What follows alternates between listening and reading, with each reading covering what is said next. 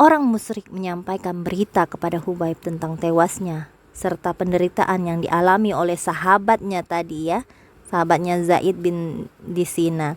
Mereka mengira dengan itu dapat merusak urat sarafnya dan membayangkan dan merasakan derita dan siksa yang membawa kematian kawannya itu.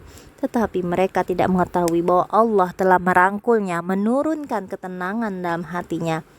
Mereka terus menguji keimanannya dan membujuknya dengan janji pembebasan seandainya si Hubaib tadi mau mengingkari kalau Muhammad itu utusan Allah dan Allah adalah Tuhan. Tetapi usaha mereka tak ubah seperti hendak mencopot matahari dengan memanah. Mungkin tidak? Tidak mungkin. Benar, keimanan Hubaib tidak ubah bagai matahari, baik tentang kuatnya, jauhnya maupun tentang iya. Pintar. Iya, ia akan bercahaya bagi orang yang mencari cahayanya dan ia akan padam menggelap bagi orang yang menghendakinya gelap. Adapun orang yang menghampirinya dan menentangnya, maka ia akan terbakar dan hangus. Dan tak kalah. Yang terbakar dengan hangus. Ya panah tadi. Panah tadi kan ketika orang itu mau menentang matahari tadi, ini diumpamakan dengan keteguhan si Hubaib. Tidak akan bisa kayak gitu loh maksudnya itu. Malah yang ada adalah penyesalan, kebencian kayak gitu. Dan tak kalah mereka telah berputus asa dari apa yang mereka harapkan, maka seretlah pahlawan ini ke tempat kematiannya. Mereka membawa ke tempat yang namanya Tan'im, dan di sanalah ia menemui ajalnya. Jadi di Tan'im ya, si Hubaib ini meninggal ya, syahid. Sebelum mereka syahid ya. Sebelum mereka melaksanakan itu perang, memang dia nggak perang, tapi dia kan melawan kemungkaran, disiksa. Sebelum mereka melaksanakan itu, Hubaib minta izin kepada mereka untuk sholat 2 rakaat. Masih dia pengen sholat ya. Mereka mengizinkannya dan menyangka bahwa rupanya sedang berlangsung tawar-menawar dalam dirinya untuk menyerah kalah dan menyatakan keingkarannya kepada Allah, kepada Rasul dan kepada agamanya. Hubaib pun sholat 2 rakaat dengan khusyuk, tenang dan hati pasrah, dan melimpahkan ke dalam rongga jiwanya ya. Dia memang tawakal benar ya. Makanya ia mencintai, ia terus sholat dan sholat lagi. Tetapi kemudian ia berpaling ke arah Al-Gojo. Lalu katanya, Al-Gojo itu orang yang akan membunuhnya. Lalu katanya kepada mereka, demi Allah, kalau bukanlah nanti ada sangkaan kalian bahwa aku takut mati, niscaya aku lanjutkan lagi sholatku. Nah, Gojo itu mengira dia sholat terus kan, dia tuh terus sholat ya. Dia takut kalau Al-Gojo itu berpikir bahwa dia tuh takut mati kayak gitu, padahal tidak kayak gitu. Kemudian diangkatnya kedua pangkal lengannya ke arah langit lalu mohon, ya Allah, susutkanlah bilangan mereka, musnahkanlah mereka sampai binasa. Kemudian diamatinya wajah mereka, para Al-Gojo tadi, disertai suatu keteguhan tekad, lalu dia berpantun, mati bagiku tak menjadi masalah, asalkan ada dalam ridho dan rahmat Allah. Dengan jalan apapun kematian itu terjadi, asal kerinduan kepadanya terpenuhi. Ku berserah, menyerah kepadanya sesuai dengan takdir kehendaknya. Semoga Allah dan berkah Allah tercurah pada setiap sobekan daging dan tetesan darah. Dan mungkin inilah peristiwa pertama dalam sejarah bangsa Arab di mana mereka menyalib seorang laki-laki kemudian membunuhnya di atas salib. Mereka telah menyiapkan pelepah tamar untuk membuat sebuah salib besar. Tamar itu pohon ya.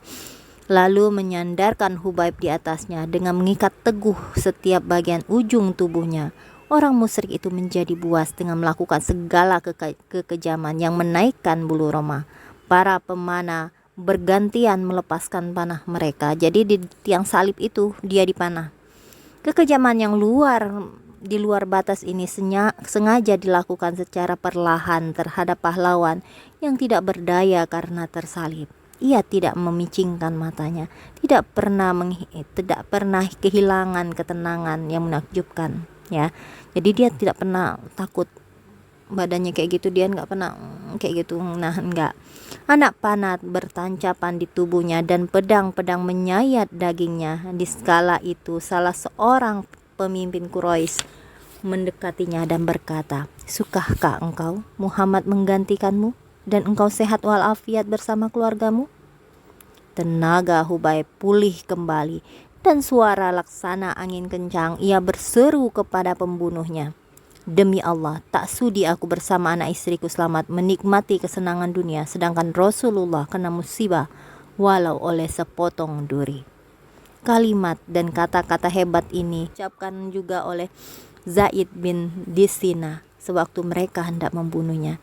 Kata-kata ini diucapkan oleh Zaid kemarin dan diulangi oleh Hubaib, yang menyebabkan Abu Sufyan yang waktu itu belum lagi masuk Islam mempertepukkan kedua tangannya sembari berkata kepada para tepuk tangan penganiaya Algojo, ya, "Demi Allah, belum pernah kulihat manusia yang lebih mencintai manusia lain seperti halnya sahabat Muhammad terhadap Muhammad." Jadi nggak ada orang kafir Quraisy itu, walaupun dia keluarga, dia tidak begitu mencintai keluarganya itu, tidak mau, maksudnya berkorban penuh dengan keluarganya, kecuali sahabat Nabi Muhammad, walaupun bukan keluarganya, mereka itu rela, nyawanya pun hilang kayak gitu.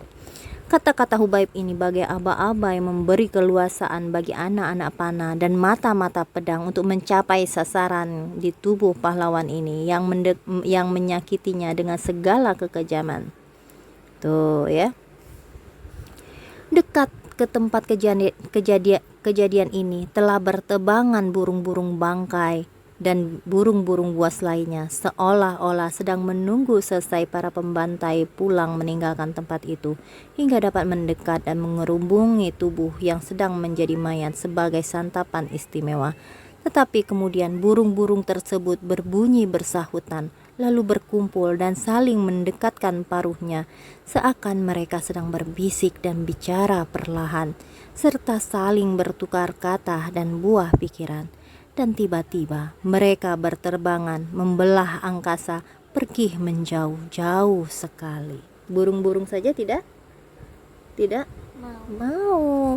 Seolah burung ini dengan perasaan dan nalurinya tercium akan jasad seorang yang soleh yang berdekat dengan diri kepada Allah dan menyebarkan baunya yang harum dari tubuhnya yang tersalib itu. Jadi mereka enggan dan malu untuk menghampiri dan menyakitinya. Jadi nggak ada yang memakan si Hubaib tadi. Orang-orang musyrik kembali ke Mekah, ke sarang kedengkian, setelah meluapkan dendam dan permusuhan. Tinggallah tubuh yang syahid itu dijaga oleh sekelompok para algojo bersenjata tombak dan pedang.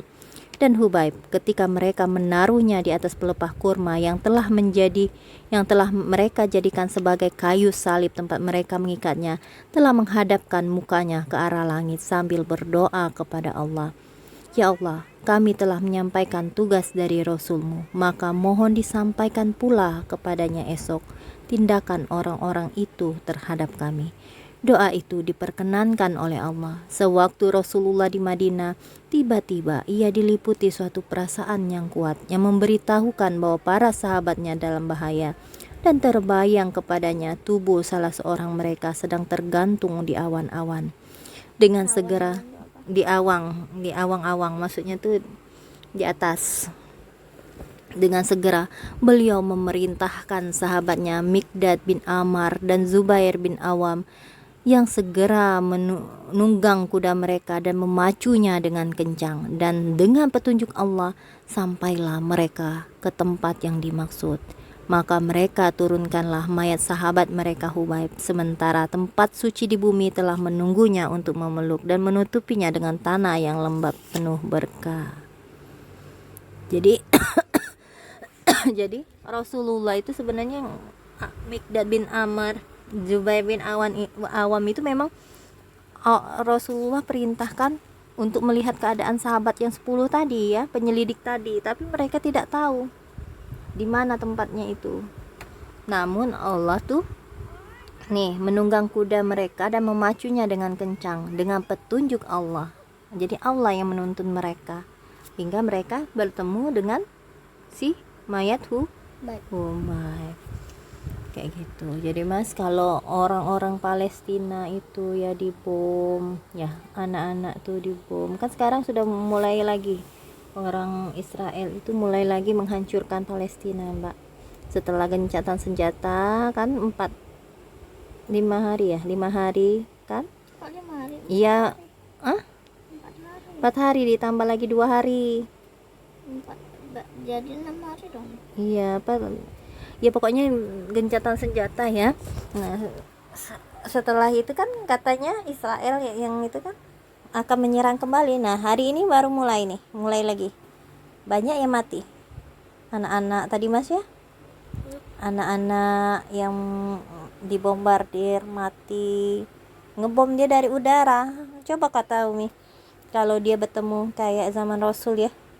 Satu, ini kelompok yang musuh, ini orang Islam, bertemu lah. Enggak, itu enggak usah pakai bom-bom. Iya, enggak usah pakai bom-boman. Iya. Iya, pasti kalah kan.